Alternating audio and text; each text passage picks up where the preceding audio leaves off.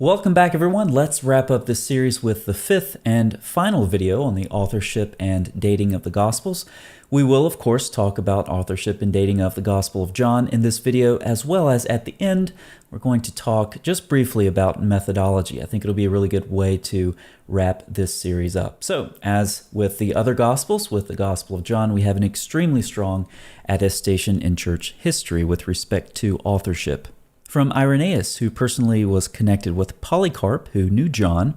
Afterwards, John, the disciple of the Lord, published a gospel during his residence at Ephesus in Asia.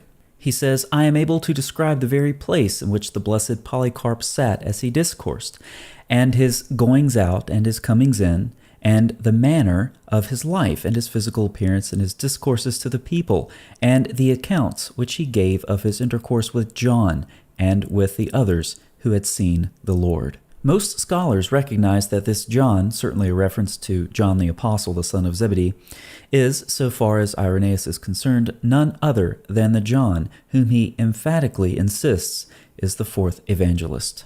Of course, throughout this series, we've talked about a lot of quotes from the church fathers, and so we'll see a lot of similar quotes in this video with respect to the Gospel of John.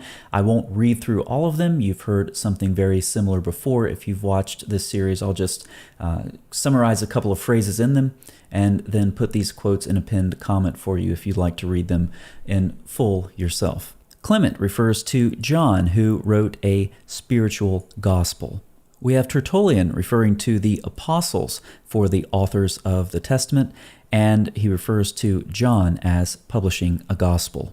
According to Origen, there are 4 gospels, and John is the author of the final and 4th gospel. Now, in this case, an argument from silence is actually valid when it comes to Eusebius, because it is significant that he, who had access to many works that are now lost, speaks without reserve of the 4th gospel as the unquestioned work of St. John.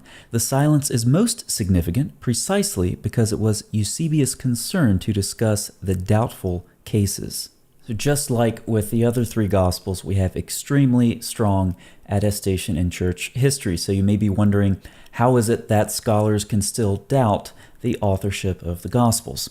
The fact remains that despite support for Johannine authorship by a few front-rank scholars in this century, a large majority of contemporary scholars reject this view. As we shall see, much of their argumentation turns on their reading of the internal evidence. It also requires their virtual dismissal of the external evidence. This is particularly regrettable. Most scholars of antiquity, were they assessing the authorship of some other document, could not so easily set aside evidence as plentiful, consistent, and plainly tied to the source as is the external evidence that supports Johannine authorship. The majority of contemporary biblical scholars do not rest nearly as much weight on external evidence as do their colleagues in classical scholarship. Carson is right on track. Many New Testament scholars, because of their insatiable skepticism, as well as their aberrant methodology, fall under criticism by their peers. Blakelock notes, "A classical scholar finds it difficult to be patient with some of the exotic theories of literary criticism which have bedeviled New Testament studies.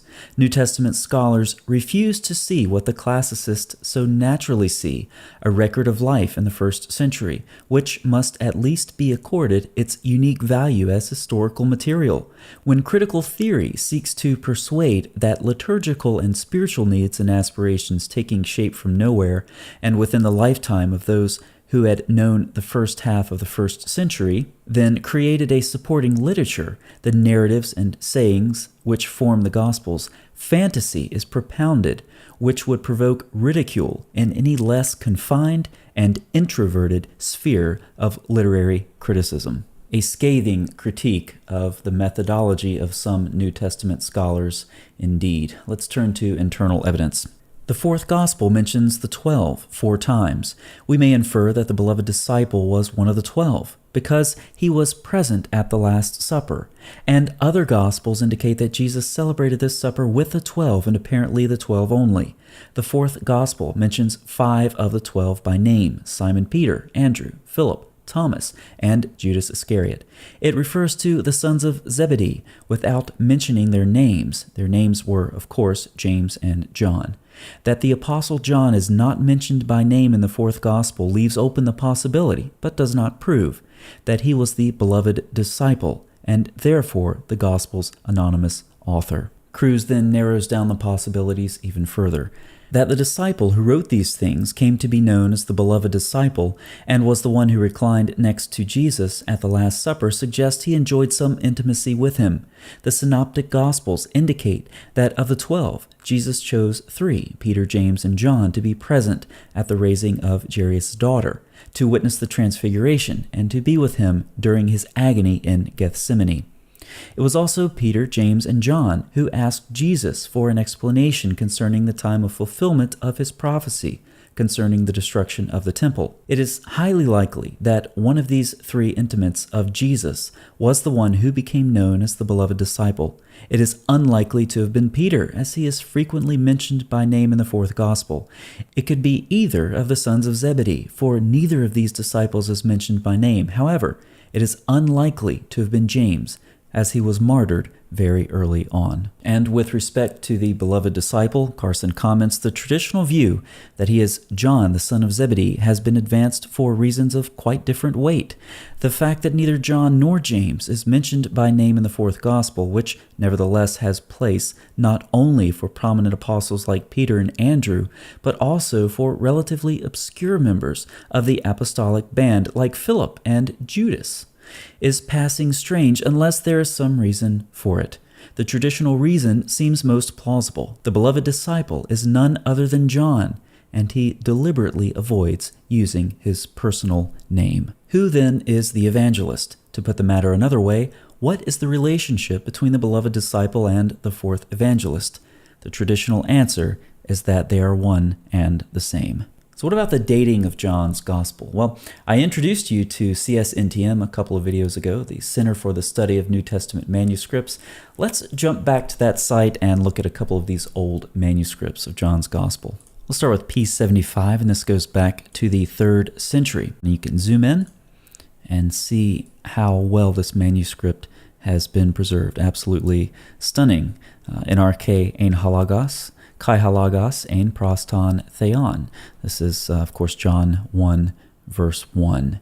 And you can read just about every character on here. Absolutely incredible.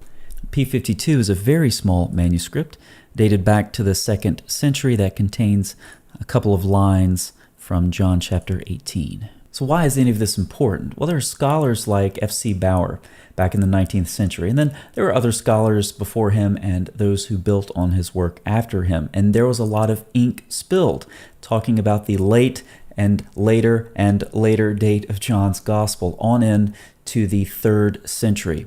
But then P52 was discovered, which put an upper limit on the dating of John's Gospel. This little shred of a manuscript literally sent thousands of pages of bad scholarship to the flames. And because of the discovery of P52, most scholars conclude that the fourth gospel was written at the latest in the final decade of the 1st century, and certainly not the latter half of the 2nd century as previously argued. In fact, Cruz concludes the latest possible date for the writing of the fourth gospel is now generally recognized as the last decade of the 1st century. Now, we do have some external evidence that influences our dating of the Gospel of John. Clement of Alexandria says John returned to Ephesus after the death of the tyrant Domitian, and Irenaeus says he remained there until the time of Trajan.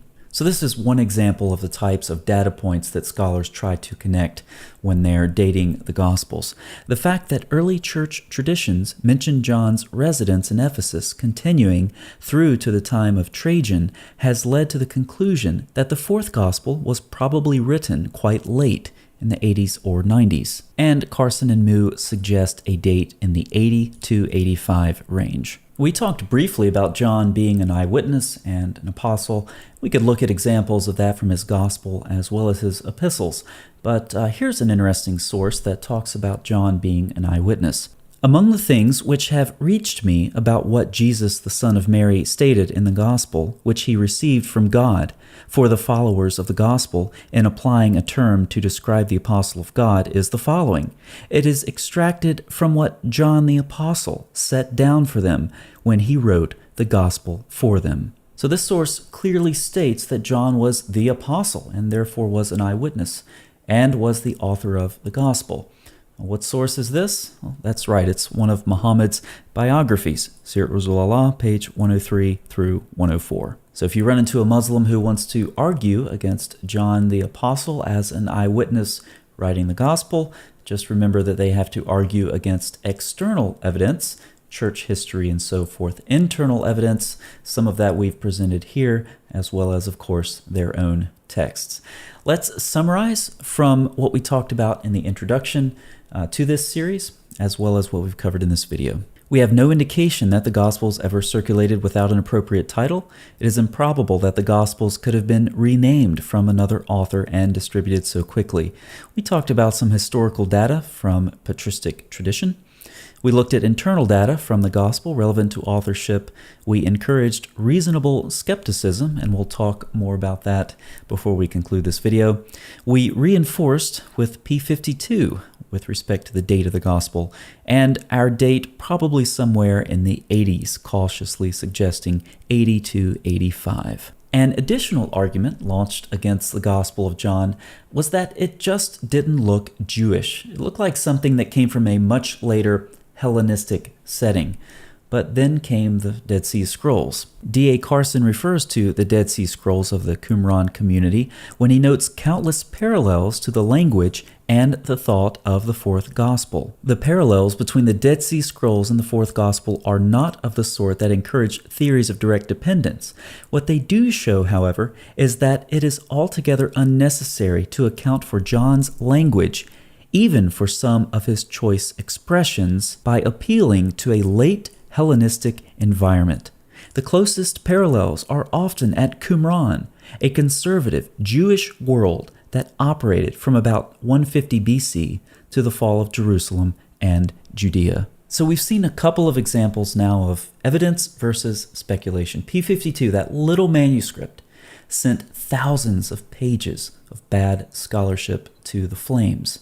Likewise, the Dead Sea Scrolls destroyed arguments about John's Gospel being late because it looked like something Hellenistic. No, John's Gospel actually looks a lot like the conservative Jewish community, the literature that they produced there at Qumran. Very similar styles. And so it's no need to push John's Gospel as late as some scholars want to. But imagine you're a Christian in these different environments. Imagine you're back in the 19th century and you're keeping in touch with what modern scholarship is saying about the dating of John's Gospel. And you're seeing the date go later and later and later, eventually on into the 3rd century. And the importance of John's Gospel is being diminished this whole time. What do? Well, that could really shake your faith. Similarly, before Qumran, when scholars are pointing out the alleged Hellenistic influence in John's Gospel, that could really shake your faith. Maybe you're starting to doubt John's Gospel itself. There are two basic questions that you can ask, because this sort of scholarly speculation is current now and it will continue into the future. Two basic questions. One, is there evidence for the conclusions that are being drawn? Very simple question, but sometimes we forget to ask it. And then number two, which is just a nuance of the first question, is the evidence that does exist being overstated? And that is the classic Bart Ehrman form of argument. He doesn't do this so much in his popular or his scholarly level material. He can get away with this in his popular level material, so he does it all the time. Is there evidence to support the claim that's being made? Number one. And number two, is the evidence that does exist being overstated? Those two questions, if you're a Christian in those times as well as now, asking those two simple questions can really get you sort of to the heart of the matter with respect to what's being said. Is it an overstatement of the data? And if so, well, then you shouldn't put too much weight into that argument. We talked a little bit about classicists and how some classicists criticize some New Testament scholars for their methodology. We all have our presuppositions, and we need to be careful to guard against them and approach the evidence as objectively as possible. With respect to the methodology in this series in particular, it's conservative. The conclusions are certainly conservative, but I'm not putting anyone out on a limb because I realize that people are going to use these arguments with their Muslim friends, perhaps in Speaker's Corner and places like that. Nothing that you've seen in this series, if you just memorize the summary at the end, as well as some of the talking points throughout the videos, you're not going to get hit with any sort of substantial, reasonable arguments in response. Now, you'll get some unreasonable arguments, perhaps like this. This particular individual recently quoted a movie as his source in his comment. And a little more with respect to our topic, the interpretation of the Logos being an entity, along with Yahweh as the Hellenistic, Greek, Jewish converts, etc. We've talked about this. When you're dealing with a comment like that, you know you're talking to someone who does not let the evidence influence their conclusion. So authorship and dating of the Gospels, of course, a very important topic, but not as important as who the Gospels were written about and why they were written. These are written so that you may believe that Jesus is the Christ, the Son of God, and that by believing you may have life in his name. So don't forget when you're discussing the authorship and dating of the Gospels that you also discuss the who and the why of the Gospels. Hope you enjoyed this series. Thanks for watching. I'll see you next time.